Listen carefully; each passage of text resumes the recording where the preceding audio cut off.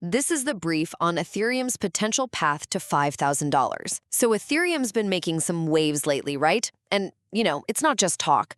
We're seeing real shifts in supply and institutional money coming in, boosting how investors feel. Looks like a pretty big price target might be on the horizon. Let's dig into what could be next for ETH. Okay, first step. Ethereum's exchange supply ratio, or ESR. It's hit its lowest point this year, 0.14, back on July 20th.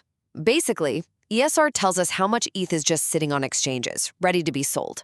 A low ESR means less ETH is easily up for grabs because folks are moving it into their own wallets. And, well, historically, when that happens, it often signals a price rally's coming. Less supply, same demand, you get the idea. Second, check out the big turnaround with those spot Ethereum ETFs. The funds that let people trade ETH like stocks. Wow. Between September 8th and 12th, they pulled in a huge $638 million. That totally flips the script from the week before when $788 million actually left. So yeah, this really signals renewed confidence from the big institutions, more investors jumping in. Finally, let's connect all this to the price.